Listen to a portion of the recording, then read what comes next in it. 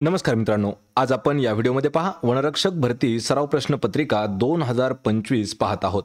तर या व्हिडिओमध्ये आज आपण वनरक्षक भरतीसाठी मागील वर्षी विचारण्यात आलेले महत्त्वाचे 20 प्रश्न स्पष्टीकरणासह पाहत आहोत. हे सर्वचे सर्व प्रश्न आपल्याला TCS पॅटर्ननुसार विचारण्यात आलेले महत्त्वाचे जीकेचे प्रश्न आहेत. त्यामुळे आपल्याला या व्हिडिओची जर PDF डाउनलोड करायची असेल तर मराठी नोकरी या नावाने आपलं टेलिग्राम चॅनल आहे, सोबतच आपलं WhatsApp चॅनल देखील आहे. दोघांच्याही लिंक्स मी तुम्हाला डिस्क्रिप्शनमध्ये दिल्या आहेत, त्या ठिकाणी जाऊन आपण त्यांना जॉईन करा. म्हणजे आपल्याला प्रत्येक व्हिडिओच्या PDF त्या ठिकाणी फ्रीमध्ये दिलेले आहेत. आणि मित्रांनो, चॅनलवरती जर नवीन असाल तर लगेच आपल्या चॅनलला सबस्क्राईब करून ठेवा, म्हणजे आपल्याला डेली याच पद्धतीचे व्हिडिओज पाहायला मिळणार आहेत. चला तर व्हिडिओला सुरुवात करूया. तर पहा, आपला प्रश्न पहिला आहे, महाराष्ट्राच्या सातारा, कोल्हापूर आणि सांगली जिल्ह्यांमधून प्रवाहित होणाऱ्या नदीचे नाव काय आहे? मित्रांनो, हा प्रश्न खूप महत्त्वाचा आहे, कारण आपल्याला 2019ला हा प्रश्न जशाच तसा विचारण्यात आला होता. यामध्ये सगळे काही जे प्रश्न आहेत आपण हे प्रिव्हियस क्वेश्चन पेपरचे प्रश्न घेत आहोत, सोबतच करंट अफेअर्स 2024 आणि 2025चे देखील महत्त्वाचे प्रश्न आपण या व्हिडिओमध्ये घेत आहोत. तर या प्रश्नाचं उत्तर काय असणार आहे पहा, ऑप्शन क्रमांक 4 तर कृष्णा नदी. लक्षात ठेवायचं आहे, महाराष्ट्राच्या कोणत्या सातारा, कोल्हापूर आणि सांगली या जिल्ह्यांमधून प्रवाहित होणारी नदी जी आहे ती आहे कृष्णा. पर्याय क्रमांक 4 आपलं या प्रश्नाचं उत्तर होईल. यानंतरचा प्रश्न आहे पहा, डॅश येथे भारतातील पहिले बुलेट ट्रेन स्टेशन उभारले जात आहे. भारतातील पहिलं बुलेट ट्रेन स्टेशन कोणत्या ठिकाणी उभारलं जाणार आहे? तर या प्रश्नाचं योग्य उत्तर आहे पर्याय क्रमांक 3 तर सुरत या शहरामध्ये. सुरत शहर आहे आणि गुजरात हे जे आहे हे राज्य आहे. लक्षात ठेवायचे मित्रांनो, हा देखील प्रश्न थोडासा इम्पॉर्टंट आहे. तर याविषयी काही महत्त्वाचे पॉईंट्स पहा. तर पॉईंट्समध्ये सर्वात आधी सुरत ते बिलिमोरा या दरम्यान बुलेट ट्रेन सुरू होणार आहे. सुरत ते बिलिमोरा हे अंतर 63 किलोमीटर आहे आणि बिलिमोरा हे केसाली गावामध्ये हायस्पीड रेल्वे स्टेशन उभारलं जात आहे किंवा बांधलं जाणार आहे. तर बुलेट ट्रेनमुळे प्रवासाचा कमी वेळ, मोठ्या शहरातील अधिक कनेक्टिव्हिटी आणि सुधारित वाहतूक पायाभूत सुविधा यासारखे महत्त्वपूर्ण फायदे आपल्याला उपलब्ध होऊ शकतात. आणि कोणत्या ठिकाणी उभारलं जात आहे तर सुरत या ठिकाणी. पर्याय क्रमांक 3 आपलं या प्रश्नाचं उत्तर होईल. प्रश्न तिसरा आहे, हडप्पा संस्कृतीचा शोध खालीलपैकी कोणाच्या कार्यकाळात लागला होता? पहा, हडप्पा संस्कृतीचा शोध कधी लागला आणि कोणाच्या कार्यकाळामध्ये लागला? तर लक्षात ठेवायचे, सर जॉन मार्शल यांच्या कार्यकाळामध्ये हडप्पा संस्कृतीचा शोध लागलेला आहे. जर आपल्याला वर्ष विचारलं तर 1920 या वर्षी लाहोर मुलतान रेल्वे मार्गाचं काम सुरू असताना काही प्राचीन विटांचे अवशेष सापडले होते. तर त्या ठिकाणाहूनच हडप्पा संस्कृतीचा शोध लागला होता. पर्याय क्रमांक 3 आपलं अचूक उत्तर होईल. प्रश्न क्रमांक 4 आहे, तुर्की सुलतानावर कठोर करार लादल्यानंतर खिलाफत चळवळीच्या नेत्यांनी कशाची सुरुवात करण्याचे उद्दिष्ट ठेवलं होतं? हा प्रश्न मित्रांनो इतिहासातील महत्त्वाच्या प्रश्नापैकी एक प्रश्न आहे. या ठिकाणी प्रश्न थोडासा समजावून घ्या.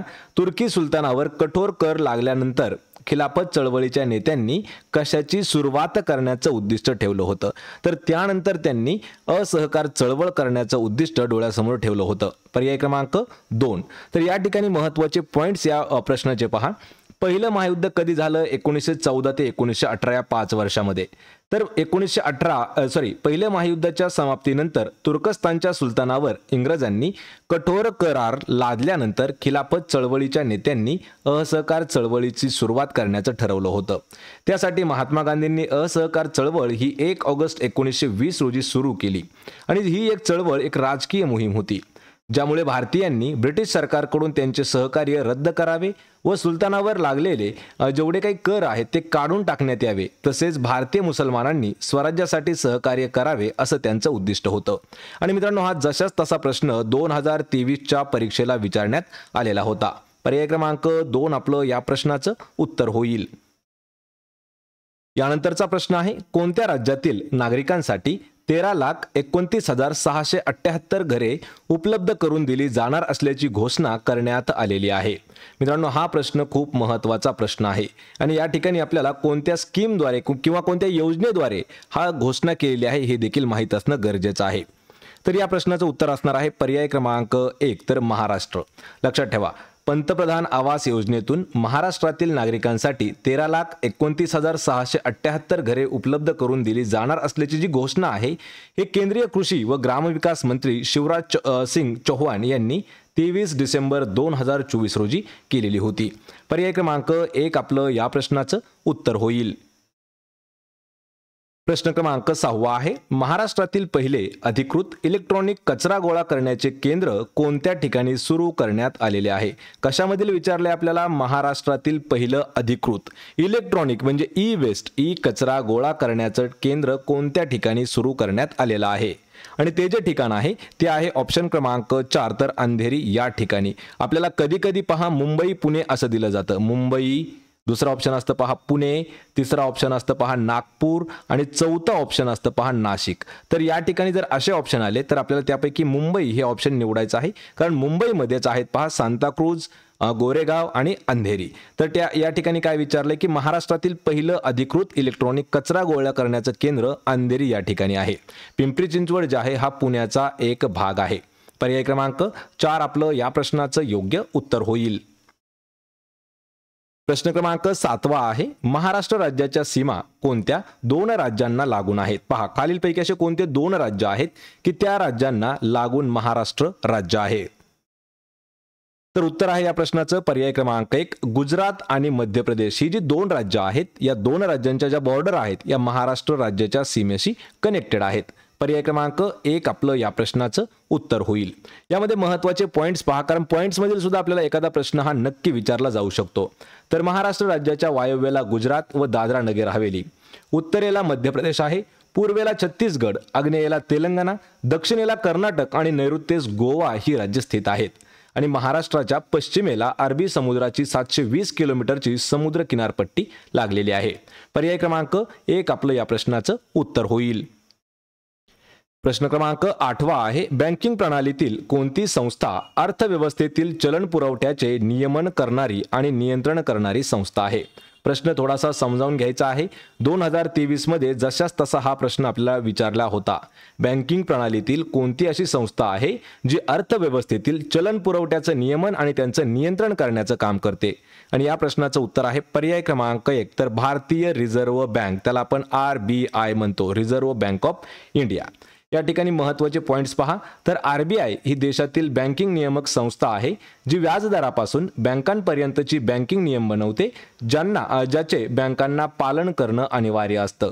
आणि बँकिंग प्रणालीतील भारतीय रिझर्व्ह बँक ही संस्था अशी आहे जी अर्थव्यवस्थेतील चलन पुरवठ्याचं नियमन आणि नियंत्रण करण्याचं काम करत असते. ऑप्शन क्रमांक 1 आपलं या प्रश्नाचं उत्तर होईल. प्रश्न क्रमांक 9 आहे, कोणत्या राज्य सरकारने रेस्टॉरंट, हॉटेल आणि सार्वजनिक ठिकाणी गोमांस देणे किंवा त्याचे सेवन करण्यास बंदी घातलेली आहे? देणे म्हणजे काय? एक प्रकारे आपण म्हणू शकतो विक्रीसाठी. लक्षात ठेवा, हा देखील प्रश्न थोडासा महत्त्वाचा आहे. आणि या प्रश्नाचं योग्य उत्तर काय असणार आहे? पर्याय क्रमांक 2 तर आसाम या राज्य सरकारने. प्रश्न लक्षात ठेवायचे मित्रांनो, हा प्रश्न आपण करंट अफेअर्स 2024च्या डिसेंबर मधील घेतलेला आहे. तर याच्या नोट्समध्ये पहा, आसाममध्ये रेस्टॉरंट, हॉटेल आणि सार्वजनिक गोमांस देणे आणि त्याचं सेवन करण्यासाठी बंदी घालण्याचा निर्णय हा आसाम राज्य सरकारने घेतलेला आहे. राज्याचे मुख्यमंत्री आहेत पहा हिमंत बिश्व शर्मा यांनी 4 डिसेंबर 2024 रोजी ही घोषणा केली होती. मित्रांनो, या ठिकाणी आपल्याला राज्याचे मुख्यमंत्री देखील दिलेले आहेत. तर त्यामुळे आपण लवकरच जेवढे काही आपल्या भारतातील सर्व जे राज्य आहेत आणि प्रत्येक राज्याचे जे मुख्यमंत्री आहेत ते कोण आहेत, ते राज्याचे राज्यपाल कोण आहेत, यावर देखील एक डीप मध्ये व्हिडिओ घेऊन येऊया. म्हणजे आपल्याला त्यावर 1 ते 2 प्रश्न हे दर परीक्षेला विचारण्यात आलेले आहेत. या प्रश्नाचं उत्तर काय होईल? ऑप्शन क्रमांक 2. यानंतरचा प्रश्न आहे पहा, खालीलपैकी कोणती प्राकृतिक रचना महाराष्ट्रात आढळत नाही? महाराष्ट्रात आढळत नाही म्हणजे काय? हिमालय पर्वत, दक्कनचे पठार, पश्चिम घाट आणि सातपुडा पर्वतरांग. तर सर्वात सोपा प्रश्न आहे ऑप्शन क्रमांक 1 तर हिमालय पर्वत जे आहे हे महाराष्ट्रामध्ये आढळत नाही. यामध्ये दक्कनचं पठार आहे, पश्चिम घाट आहे आणि सातपुडा पर्वतरांग हे तीनही जे आहेत हे महाराष्ट्र राज्यामध्ये आपल्याला आढळून येतं. तर ही जी हिमालय पर्वत आहे ही प्राकृतिक रचना महाराष्ट्र राज्यामध्ये आढळत नाही. हिमालय हा आशिया खंडात पसरलेली जगातील सर्वात उंच अशी पर्वतरांग आहे. संस्कृत भाषेमध्ये हिमालयाचा अर्थ असा होतो की ज्या ठिकाणी बर्फ आहे त्या ठिकाणाला म्हटलं जातं हिमालय. हिमालय पर्वतरांग भारतीय उपखंडाला तिबेटच्या पठारापासून वेगळं करण्याचं काम करते आणि जगातील सर्वात उंच 8000 मीटरपेक्षा जास्त उंच असलेली जी काही सर्वोच्च पर्वते आहेत किंवा शिखरे आहेत हे या पर्वतरांगेमध्ये आढळून येतात. पर्याय क्रमांक 1 आपलं या प्रश्नाचं योग्य उत्तर होईल. प्रश्न 11 आहे, भारतीय राष्ट्रीय काँग्रेसची स्थापना खालीलपैकी कोणत्या वर्षी करण्यात आलेली आहे? हा प्रश्न आपल्याला MPSCच्या प्री एक्झाम मध्ये विचारण्यात आलेला आहे आणि पोलीस भरतीमध्ये हा प्रश्न जवळपास आपल्याला 80 ते 82 वेळा विचारण्यात आलेला आहे. त्यामुळे हा प्रश्न थोडासा इम्पॉर्टंट आहे. भारतीय राष्ट्रीय काँग्रेसची स्थापना कोणत्या वर्षी करण्यात आली? तर वर्ष आहे याचं ऑप्शन क्रमांक 3 1885 या वर्षी भारतीय राष्ट्रीय काँग्रेसची स्थापना करण्यात आली. यावरती महत्त्वाचे अजून आपल्याला 2-3 प्रश्न विचारले जातात. तर यामध्ये पहा, भारतीय राष्ट्रीय काँग्रेसची स्थापना ही 28 डिसेंबर 1885 रोजी ॲलम ह्यूम, दादाभाई नौरोजी आणि दिनशा वाच्छा यांनी केलेली आहे. मुंबईच्या तेजपाल संस्कृत पाठशाळेमध्ये संपूर्ण देशभरातील 72 प्रतिनिधी एकत्र येऊन 28 डिसेंबर 1885 रोजी राष्ट्रीय काँग्रेसची स्थापना करण्यात आली होती. आणि ही जी भारतीय राष्ट्रीय काँग्रेस होती याचे पहिले अध्यक्ष कोण होते? तर व्यमेशचंद्र बॅनर्जी हे त्याचे पहिले अध्यक्ष राहिलेले आहेत. पर्याय क्रमांक 3 आपलं या प्रश्नाचं योग्य उत्तर होईल. यानंतरचा प्रश्न आहे, डिसेंबर 2024 मध्ये साजरा करण्यात आलेला अष्टलक्ष्मी महोत्सव खालीलपैकी कोणत्या घटकाशी संबंधित आहे? हा प्रश्न करंट अफेअर्स 2024 वरचा आपण घेतलेला आहे. या ठिकाणी आपल्याला एक महोत्सव दिला आहे, अष्टलक्ष्मी महोत्सव. तर हा जो आहे हा साजरा करण्यात आला डिसेंबर 2024 ला, पण तो कोणत्या घटकाशी संबंधित महोत्सव आहे? तर हा महोत्सव आहे ऑप्शन क्रमांक 2 ईशान्य प्रदेशातील 8 राज्यांशी संबंधित असणारा एक महोत्सव आहे. याचा जो कालावधी आहे तो 6 ते 8 डिसेंबर 2024 मध्ये झालेला आहे. ठिकाण कोणतं आहे? तर भारत मंडपम म्हणजेच नवी दिल्ली या ठिकाणी हा पार पडला. याचा नेमका उद्देश काय होता? तर व्यावसायिकाकरिता ईशान्य प्रदेशातील हस्तकला, कला, संस्कृती आणि विविधतेचे मिश्रण प्रदर्शित करणे. आणि याचा आयोजक कोण होतं? तर पूर्वोत्तर क्षेत्र विकास मंत्रालयाने हे आयोजन केलं होतं. पर्याय क्रमांक 2 आपलं या प्रश्नाचं योग्य उत्तर होईल. यानंतरचा प्रश्न आहे पहा, महाराष्ट्रात सामान्यतः कोणत्या प्रकारची वने आढळतात? हा प्रश्न आपल्याला सर्वात सोपा आहे. 8वीचं जे भूगोल आहे त्यामध्ये हा प्रश्न खूप वेळा विचारण्यात आलेला आहे आणि परीक्षेमध्ये सुद्धा खूप वेळा हा प्रश्न विचारण्यात आलेला आहे. महाराष्ट्रामध्ये सामान्यतः कोणत्या प्रकारची वने आपल्याला आढळून येतात? याचं उत्तर आहे पर्याय क्रमांक 3 तर पानझडी वने हे महाराष्ट्रामध्ये जास्त प्रमाणात आढळतात. या ठिकाणी पानझडी वने हे महाराष्ट्रामध्ये जास्त करून आढळतात. समशीतोष्ण कटिबंधीय प्रदेशामध्ये ज्या ठिकाणी थंड हिवाळे, गरम उन्हाळे, वाढीच्या वेळी पुरेसा पाऊस असतो तेथे या प्रकारातील नैसर्गिक वनस्पतींचा समुदाय आढळतो. या प्रदेशात पर्जन्यमान 150 ते 200 सेंटीमीटर एवढं असतं. घाटमाथ्यावरून खाली उतरल्यानंतर सदापर्णी वनांच्या खालील बाजूस डोंगर उतारावर व सपाट भागावर या प्रकारची वने आपल्याला आढळून येतात. पर्याय क्रमांक 3 आपलं या प्रश्नाचं योग्य उत्तर होईल. यानंतरचा प्रश्न आहे पहा, संविधानाच्या खालीलपैकी कोणत्या अनुच्छेदात भारताच्या राष्ट्रपतींद्वारे केल्या जाणाऱ्या आणीबाणीच्या जाहीरनाम्याबाबत उल्लेख करण्यात आलेला आहे? हा जो प्रश्न आहे हा आपल्याला राष्ट्रीय आणीबाणीविषयी विचारण्यात आलेला आहे. तर सरळ सरळ आहे की कोणत्या अनुच्छेदामध्ये भारताच्या राष्ट्रपतीद्वारे केल्या जाणाऱ्या आणीबाणीच्या जाहीरनाम्याचा उल्लेख करण्यात आलेला आहे? आणि ते अनुच्छेद आहे ऑप्शन क्रमांक 4 तर अनुच्छेद 352. मित्रांनो, हा प्रश्न थोडासा महत्त्वाचा आहे. पहा, संविधानाच्या अनुच्छेद 352 मध्ये भारताच्या राष्ट्रपतींद्वारे केल्या जाणाऱ्या आणीबाणीच्या जाहीरनाम्याबाबत उल्लेख करण्यात आलेला आहे. कलम 352 मध्ये अशी तरतूद आहे की जर संपूर्ण भारताची किंवा त्याच्या कोणत्याही भागाची सुरक्षा, युद्ध आणि बाह्य आक्रमण किंवा सशस्त्र बंडामुळे धोक्यात आली तर राष्ट्रपती राष्ट्रीय आणीबाणी घोषित करू शकतात. पर्याय क्रमांक 4 आपलं या प्रश्नाचं योग्य उत्तर असणार आहे. यानंतरचा प्रश्न आहे पहा, जयप्रकाश नारायण, त्यांना आपण JP म्हणतो, जयप्रकाश नारायण आंतरराष्ट्रीय विमानतळ खालीलपैकी कोणत्या ठिकाणी स्थित आहे? आंतरराष्ट्रीय विमानतळ कोणतं? जयप्रकाश नारायण आंतरराष्ट्रीय विमानतळ. तर या प्रश्नाचं उत्तर आहे पर्याय क्रमांक 1 तर पटना या ठिकाणी स्थित आहे. मित्रांनो, हे जे प्रश्न आहेत थोडेसे इम्पॉर्टंट असणारे प्रश्न आहेत. या ठिकाणी अजून एक प्रश्न आपल्याला खूप वेळा विचारण्यात आलेला आहे की पहा, लोकनायक जयप्रकाश नारायण हे विमानतळ भारताच्या बिहार राज्यातील पटना शहरामधील एक प्रमुख विमानतळ आहे. तर या ठिकाणी लोकनायक असं कोणाला म्हटलं जातं यावर देखील प्रश्न विचारण्यात आला होता. तर जयप्रकाश नारायण यांना म्हटलं जातं पहा लोकनायक. आणि हे जे आहे हे बिहार राज्यामध्ये एक विमानतळ आहे. मार्च 2014 मध्ये प्रवाशांच्या संख्या बाबतीत हा विमानतळ बिहार राज्यामधील सर्वात वर्दळीचा तर भारतामध्ये 21व्या क्रमांकाच्या वर्दळीचा विमानतळ ठरलं होतं. स्वातंत्र्य सैनिक जयप्रकाश नारायण यांचे नाव दिले गेलेले विमानतळ पटना शहराच्या नैऋत्यास 4 किलोमीटर अंतरावरती स्थित आहे. पर्याय क्रमांक 1 आपलं या प्रश्नाचं योग्य उत्तर होईल. यानंतरचा प्रश्न आहे पहा, खालीलपैकी कोणत्या न्यायालयाला प्राधिलेख जारी करण्याचा हक्क देण्यात आलेला आहे? प्राधिलेख जारी करण्याचा हक्क हा कोणत्या न्यायालयाकडे असतो? तर या प्रश्नाचं उत्तर आहे पर्याय क्रमांक 4, सर्वोच्च न्यायालयाकडे तो हक्क देण्यात आलेला आहे. मित्रांनो, हा प्रश्न थोडासा महत्त्वाचा आहे, आपण नोट करून घेऊ शकता किंवा PDF डाउनलोड करण्यासाठी आपलं टेलिग्राम चॅनल आहे, त्याची लिंक मी तुम्हाला डिस्क्रिप्शनमध्ये दिलेली आहे. सर्वोच्च न्यायालयाला प्राधिलेख जारी करण्याचा हक्क देण्यात आलेला आहे. तर भारताचे सर्वोच्च न्यायालय ही भारताची सर्वोच्च आणि स्वायत्तता न्यायिक संस्था मानली जाते. भारतीय संविधानानुसार हे भारतीय प्रजासत्ताकाचे सर्वोच्च न्यायालय आहे. तसेच हे सर्वात वरिष्ठ घटनात्मक न्यायालय असून याला न्यायिक पुनरावलोकनाचा अधिकार देण्यात आलेला आहे. पहा, पुनरावलोकनाचा अधिकार देण्यात आलेला आहे. पर्याय 4 आपलं या प्रश्नाचं अचूक उत्तर होईल.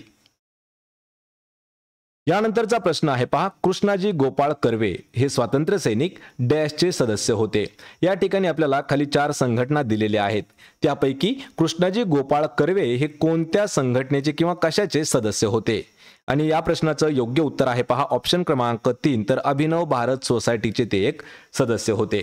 या ठिकाणी कृष्णाजी गोपाळ कर्वे हे भारतीय स्वातंत्र्य लढ्यातील एक महत्त्वाचे क्रांतिकारक होते, ज्यांनी डिसेंबर 1909 मध्ये अनंत कान्हेरे यांनी नाशिकचा जो कलेक्टर होता जॅक्सन याची हत्या केली आणि या खटल्यामध्ये कर्वे यांना सुद्धा फाशी देण्यात आली होती. आणि हे महाराष्ट्रातील नाशिक या नगरातील अभिनव भारत संघटना नावाच्या एका गुप्त क्रांतिकारक संघटनेचे ते सदस्य होते. पर्याय क्रमांक 1 आपलं या प्रश्नाचं योग्य उत्तर होईल. यानंतरचा प्रश्न आहे पहा, कृषी भूसंपादन धोरण राबविणारे देशातील पहिले राज्य कोणते ठरलेले आहे? हा प्रश्न देखील इम्पॉर्टंट आहे. 2019 मध्ये वनरक्षक भरतीमध्ये हा प्रश्न आपल्याला विचारण्यात आलेला होता. प्रश्न परत एक वेळा पहा, कृषी भूसंपादन धोरण राबवणारे राज्य देशातील पहिले राज्य बनले आहे. तर ते कोणतं राज्य आहे? तर ते आहे पहा ऑप्शन क्रमांक 3, उत्तराखंड हे राज्य. पर्याय 3 आपलं या प्रश्नाचं योग्य उत्तर होईल. यानंतरचा प्रश्न आहे पहा, पानझडी जंगलातील झाडांची पाने शुष्क ऋतूमध्ये का गळून पडतात? या ठिकाणी आपल्याला एक शास्त्रीय कारण विचारलेलं आहे. शास्त्रीय कारण कशाचं आहे की पानझडी जंगलातील जी काही झाडांची पाने आहेत तर हे शुष्क ऋतूमध्ये गळून पडतात. नेमकं ते गळून का पडतात? तर या प्रश्नाचं उत्तर असणार आहे पर्याय क्रमांक 3, तर बाष्पीभवनामुळे होणारे बाष्पाचे जे उत्सर्जन आहे, बाष्पोत्सर्जन, हे थांबवण्यासाठी ही जी पानं आहेत हे शुष्क ऋतूमध्ये गळून पडत असतात. मित्रांनो, हा प्रश्न थोडासा महत्त्वाचा आहे. आणि घाटमाथ्यावरून खाली उतरल्यानंतर सदापर्णी वनांच्या खालील बाजूस डोंगर उतारावर व सपाट भागावर या प्रकारची वने आपल्याला आढळून येतात. आणि बाष्पीभवनामुळे होणारे जे काही बाष्प उत्सर्जन आहे हे थांबवण्यासाठी पानझडी जंगलाची झाडांची जी पाने आहेत हे शुष्क ऋतूमध्ये गळून पडत असतात. पर्याय 3 आपलं या प्रश्नाचं योग्य उत्तर होईल. प्रश्न क्रमांक 20 आहे, जस्टिस पार्टी हे ब्राह्मणोत्तर चळवळ डॅश या राजकीय पक्षामध्ये रूपांतरित झाली. या ठिकाणी आपल्याला जस्टिस पार्टी नावाची एक चळवळ होती, तर ती कोणत्या राजकीय पक्षामध्ये तिचं कन्व्हर्जन म्हणजे रूपांतर झालं हे आपल्याला सांगायचं आहे.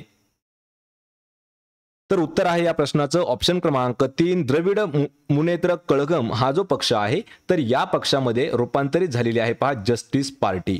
आणि द्रविड मुनेत्र कळघम हा जो आहे तर हा एक राजकीय पक्ष आहे. ऑप्शन क्रमांक 3 आपलं या प्रश्नाचं योग्य उत्तर होईल. तर मित्रांनो, हे होते पहा महत्त्वाचे 20 प्रश्न जे आपल्याला वनरक्षक भरतीमध्ये विचारण्यात आलेले होते. व्हिडिओ कसा वाटला हे मला कमेंट करून नक्की सांगायचं आहे. आणि व्हिडिओ जर आवडला तर व्हिडिओला लाईक करा, मित्रांमध्ये व्हिडिओ शेअर करा आणि आपल्या मराठी नोकरी या यूट्यूब चॅनलला सबस्क्राईब करून ठेवा. मराठी नोकरी टेलिग्राम चॅनल आहे पहा आपलं, त्याला देखील आपण जाऊन जॉईन करा, कारण त्यावरती आपण प्रत्येक व्हिडिओची PDF अपलोड करत आहोत. अगदी ते पण फ्रीमध्ये तुम्हाला प्रत्येक व्हिडिओची PDF दिलेली आहे. आपण भेटूया पुढच्या एका अशाच नवीन व्हिडिओमध्ये. तोपर्यंत जय हिंद, जय महाराष्ट्र.